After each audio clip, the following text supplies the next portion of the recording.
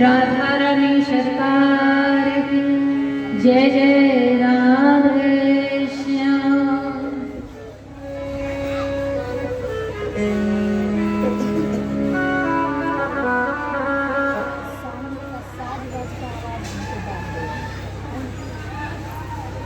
Sound वाले बाबू, ये जो संगीतज्ञ पे आवाज कम करो।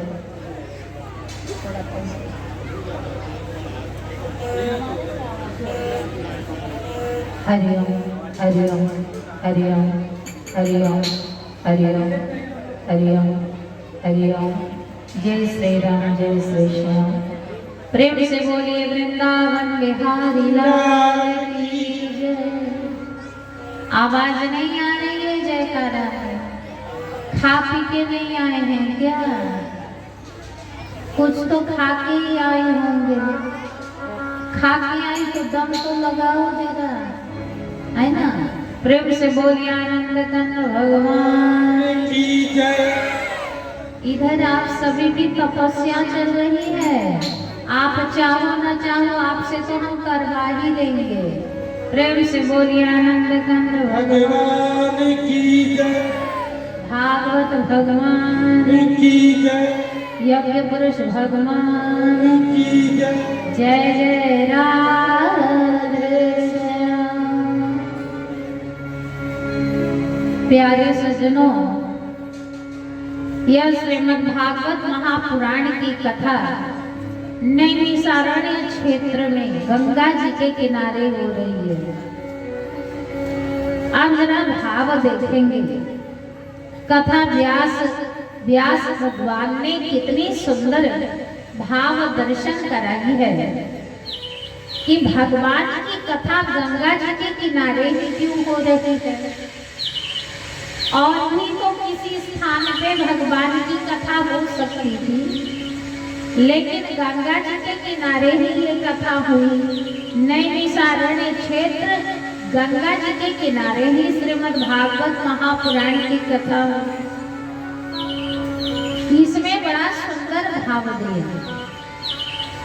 संतों ने कहा कि हर ओर से विचार करके देखा गया तो यह जितने सारे तीर्थ हैं उन तीर्थों में कथा रूपी प्रयागराज को उत्तम माना गया, क्योंकि अन्य तीर्थों में जाने के लिए तो आपको पैसे की व्यवस्था करनी पड़ेगी, लेकिन कथा में आने के लिए आपके ऊपर ये कोई भी पाबंदी नहीं है कि आप इतना पैसा लेकर आएंगे तभी आप कथा श्रवण कर सकते हैं, ऐसी कोई पाबंदी नहीं। दूसरी बातें कि प्रत्येक तीर्थ में जाएंगे तो उसमें एक गंगा जी बहती है, इधर कथा में भी एक गंगा बहती है। इस गंगा को ज्ञान गंगा कहा जाता है। वो गंगा तो केवल तन की सफाई करती है, पर ये ज्ञान गंगा तो आपके मन की सफाई करती है। इसलिए संतों ने कहा कि उस गंगा से ये ज्ञान गंगा उत्तम माना गया है। उस गंगा में तो आप जाएंगे तो आपको किनारे में ही स्नान करने को मिलेगा, आप बीच में जाएंगे ना तो डूब जाएंगे। लेकिन इस कथा रूपी ज्ञान गंगा में किनारे बैठ के आनंद नहीं लेना है, आप बीच में भी आनंद ले सकते हैं, आप सामने बैठकर भी आनंद ले सकते हैं, आप कहीं भी बैठकर कथा स्थल में कथा भगवान का आनंद ले सकते हैं। ऐसी कोई मर्यादा नहीं है कि आप बस अमुक जगह ही बैठकर इस ज्ञान गंगा में डुबकी लगा सकते हैं, ऐसी कोई व्यवस्था नहीं है। आप आगे बैठ जाए, पीछे बैठ जाए, बीच में बैठ जाए, आप कहीं भी बैठकर कथा रूपी ज्ञान गंगा में डुबकी लगा सकते हैं। उस गंगा जी में तो बीच में जाएंगे तो डूब ही जाएंगे, मर ही जाएंगे। उस गंगा में तो फिसलने का बड़ा भय रहता है, लेकिन इस कथा रूपी ज्ञान गंगा में फिसलने का डर नहीं रहता। इधर तो जो आते हैं वो फिसलते नहीं हैं, वो संभल जाते हैं। और बाई द वे यदि कोई फिसल भी जाता है ना तो डूबने का डर नहीं होता। उस गंगा में तो डूबने का डर है, मरने का डर है, पर इस ज्ञान गंगा में डूबने और मरने का डर नहीं होता है। यहाँ कोई फिसलता नहीं है, यहाँ लोग संभल जाते हैं, और कोई यदि डूब भी जाए तो वो मरता नहीं है, वो तर जाता है। ऐसी महिमा है कथा भगवान की। इसलिए संत कहते हैं कि हर मामले में देखा गया है, हर ओर से देखा गया है कि उस तीर्थ से तो कथा रूपी प्रयागराज ही भला है, जो जीव का कल्याण करता है।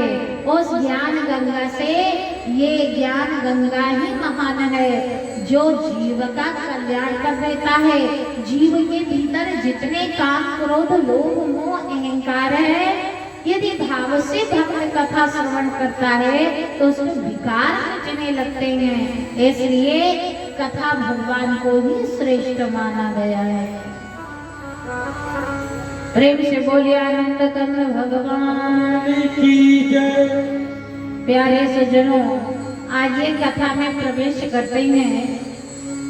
नैमिषारण्य क्षेत्र गंगा जी के किनारे 88,000 ऋषि मुनियों का समागम हुआ है।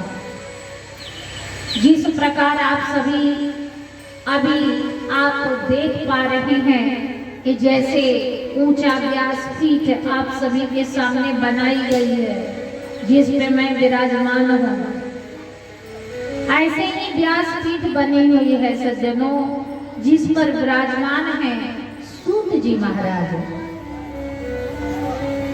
सूत जी महाराज से सौनकादि ऋषियों ने पूछा कि हे गुरुदेव, आप कुछ ऐसी कथा को सुनाइए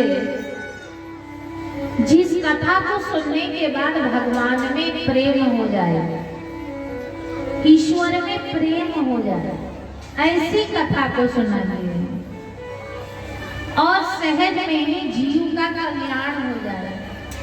ऐसी कथा को सुनाइए।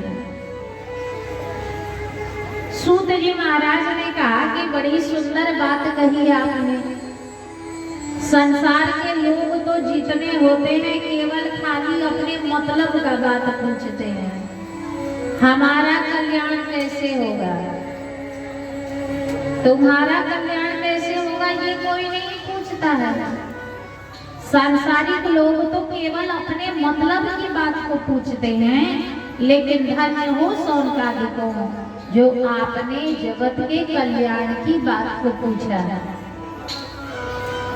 सूत जी महाराज ने कहा कि आओ मैं तुम्हें ऐसी कथा को सुनाता हूँ। यह कथा मेरे गुरुदेव भगवान सुखदेव जी महाराज ने मुझे योग्य शिष्य जानकर मुझे सुनाया था। वही कथा मैं आप लोगों को सुनाता हूँ। उस कथा को गुरुदेव ने परीक्षित के कल्याणार्थ के लिए किया था। वही कथा मुझे भी बताया था और वही कथा मैं आप लोगों को सुनाता हूँ।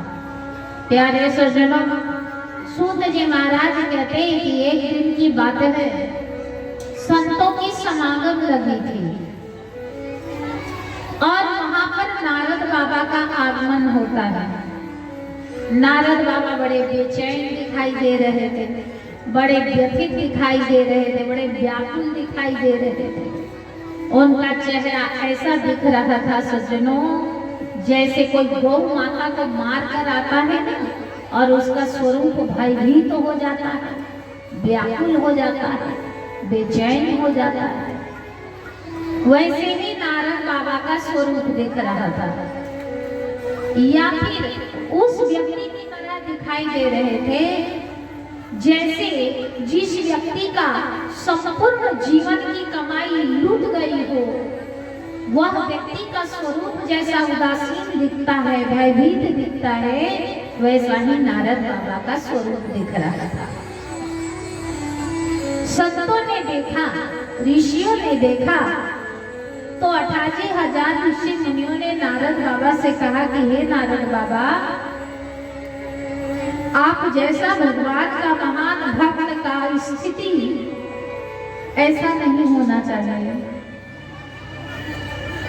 दुख होना, सुख होना, ये तो सांसारिक लोगों को शोभा देता है। आप जैसे परम ज्ञानी ईश्वर के अनन्य भक्त को ऐसा शोभा नहीं देता।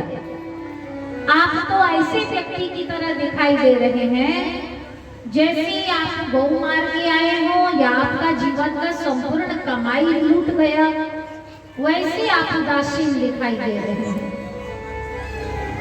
बताइए आपकी उदासी का कारण क्या है?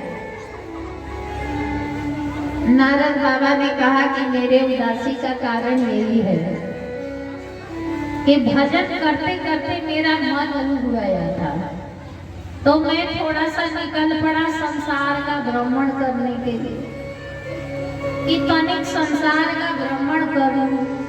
कब से तो भजन ही कर रहा हूं। अब जो भगवान का भजन छोड़ के संसार को देखने के लिए निकलेगा, उसको तो दुखी होगा ना। जो ईश्वर को छोड़ के संसार में लिप्त आएगा, उसको तो दुखी होगा, सुख नहीं होगा, क्योंकि संसार दुखारी है ना। इस संसार में कोई भी सुखी नहीं मिलेगा। जिसके पास जाएंगे अपना दुख सुनाने, वो 4 को ज्यादा दुख अपना सुना देगा। इसलिए किसी के पास अपना दुख न सुनावे। आप ऐसा दुख सुना के क्या फायदा जो आप सुनाने जा रहे हैं कि मुझे चैन मिलेगा, पता चलता है वो तो हमसे भी ज्यादा दुखी है। उससे बढ़िया इस झूठे संसार से क्या अपना दुखड़ा सुनाना ही है तो गुरु को सुनाइए या गोविंद को सुनाइए।